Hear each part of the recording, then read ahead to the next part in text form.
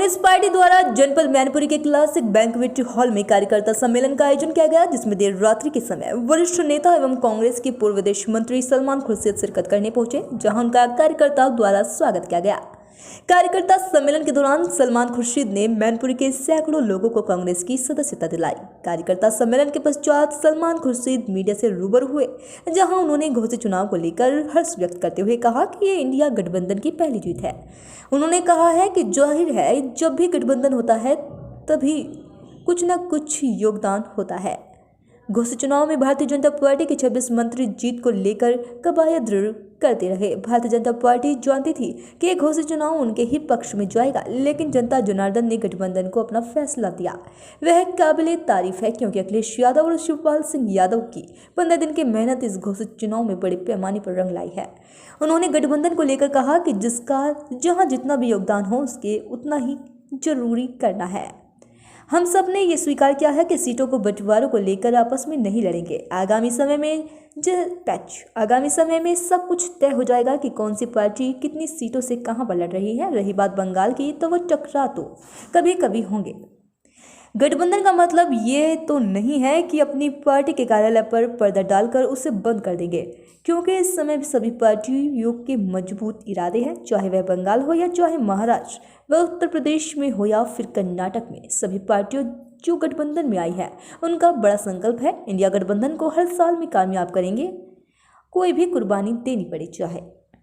उन्होंने सनातन धर्म को एक उधर व्यवस्था बताया। उन्होंने कहा कि सनातन धर्म और हिंदू धर्म में क्या अंतर है, तो उन्होंने जानकारी बताया। सनातन धर्म से ही हिंदू बना है। सनातन धर्म एक व्यापक धर्म है। उन्होंने कहा है कि जो आज धर्म को लेकर जो हमें दिखाई जा रहा है वह धर्म नहीं है। कुछ षड्यंत्रकारियों कुछ ऐसी चीज जोड़ दी है जो धर्म का हिस्सा रही है, हिस्सा नहीं है, जिसका विरोध करने पर पूरे देश पर प्रभाव पड़ रहा है। प्रेस कॉन्फ्रेंस के दौरान सलमान खुर्शीद ने कहा कुछ और कहा। सलमान खुर्शीद ने किया कुछ और कहा। आइए हम दिखा रहे हैं आपको इस खबर के माध्यम से, देखिए ये खास रिपोर्ट। इतनी बहुत सारी मीडिया है, आप लोग खूब बढ़ रहे हैं, बताओ क्या बात है। चलिए पूछिए, हम बात करें कुछ आपसे। उसी में जीत मिली है टीम इंडिया को।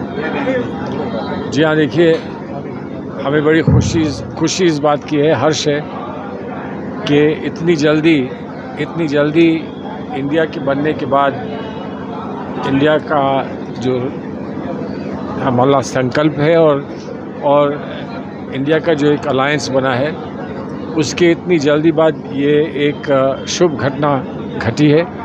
घोसी का चुनाव हम लोग जीते हैं।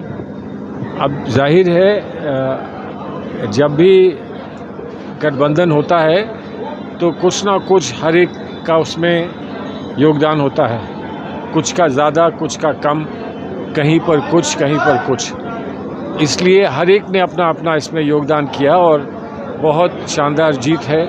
जबकि बीजेपी वाले ये मान रहे थे कि घोसी में इस समय उनसे ये सीट नहीं छीनी जा सकती, लेकिन हम लोग जीते हैं और इसके लिए ये हम समझते हैं कि हमारा सौभाग्य है। सारे ही नेता, विशेष वो नेता जो उत्तर प्रदेश से संबंधित है, जिसमें अखिलेश यादव जी हैं, जो संगठन के एक मुख्य चेहरा है उत्तर प्रदेश में और पूरे देश के संगठन में, उनको भी बहुत बहुत बधाई। यूपी के अंदर इंडिया गठबंधन का स्वरूप कैसा होगा? आपकी पार्टी की कितनी सीटें? देखिए, हमारी जो भी गठबंधन में बातचीत हुई है, 3 बार हम लोग मिले हैं। हम लोग 3 बार मिलने के बाद हम लोगों ने एक निर्णय लिया था कि जहाँ जिसका जितना बड़ा योगदान हो सकता है उसको वो योगदान करने का पूर्ण अवसर मिलना चाहिए। हम पहले से 20, 25, 30, 40, 50 की बात ना करें, क्योंकि वो एक अंधाधुन बात करने की बात है।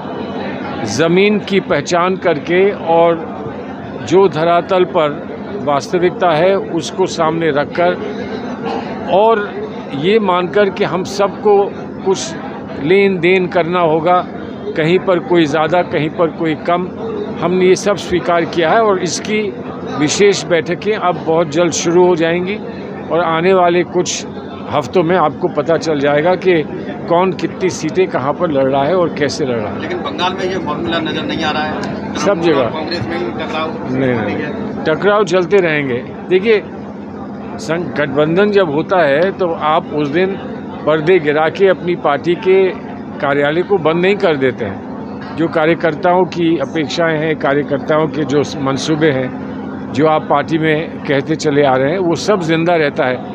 लेकिन कहीं ना कहीं एडजस्टमेंट करना होता है। हम क्या एडजस्ट करें, कितना एडजस्ट करें, इसी के लिए तो चर्चा होती है, इसीलिए बातचीत होती है।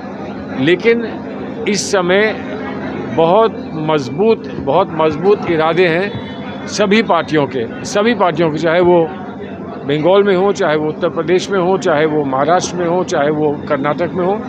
सभी पार्टियां जो गठबंधन में आई हैं, उनका एक बड़ा मजबूत संकल्प है कि हम लोग इसको कामयाब करेंगे और उसके लिए हमको जो भी कुर्बानी देनी होगी वो हम देने के लिए तैयार हैं। इंडिया अलायंस के कई मुख्यमंत्री रात्रि भोज में सम्मिलित हुए हैं। वहीं पे कांग्रेस के मल्लिकार्जुन खड़गे को निमंत्रण न देने से राहुल गांधी नाराज लग रहे हैं। क्या राहुल गांधी इंडिया अलायंस में अकेले पड़ रहे हैं? नहीं, तो बहुत सारे लोग नहीं भी गए, बहुत सारे लोग गए, बहुत सारे लोग नहीं भी गए।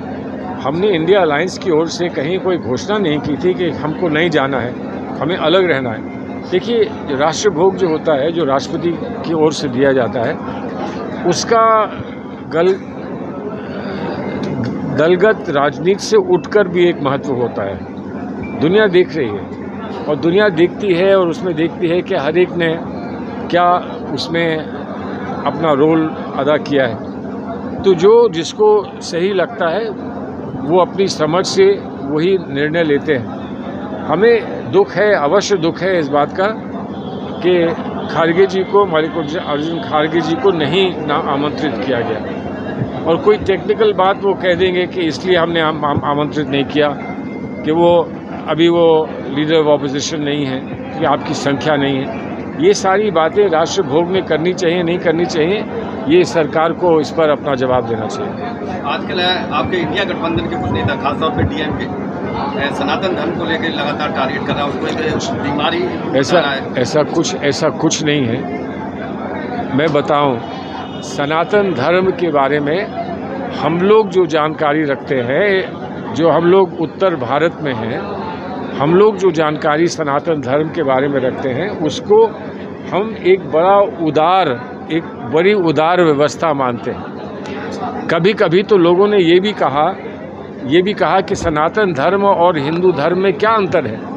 तो हमने हमेशा यही कहा कि हिंदू धर्म जो है वो सनातन धर्म से ही उत्पन्न हुआ है। सनातन धर्म जो है एक व्यापक धर्म है और इसमें कहीं कोई विरोधाभास नहीं हो सकता। लेकिन हमको ये भी मानना पड़ेगा कि हर धार्मिक व्यवस्था हो, सामाजिक व्यवस्था हो, उसमें बहुत सारी चीज़ें वो जुड़ जाती हैं समय समय पर, जो वो उसका हिस्सा नहीं होती हैं। और उसी तरह से जहाँ दक्षिण में परंपरागत रूप से ये माना गया, पेरियार जी ने ये माना या अंबेडकर जी ने ये माना कि जो स्वरूप धर्म का हमको दिखाया जा रहा है वो धर्म नहीं है, उसमें कुछ लोगों ने ऐसी बातें जोड़ दी हैं जो धर्म का हिस्सा नहीं है। सनातन का मतलब होता है जो चीज़ हमेशा हमेशा रहती है। सनातन का धर्म वो नहीं होता कि यहाँ सामाजिक व्यवस्था में हम किसको पूजा करने का अधिकार देंगे, किसको नहीं देंगे। ये बातें बात की हैं। उन बातों को लेकर अगर किसी ने विरोध किया, पेरियार जी ने किया,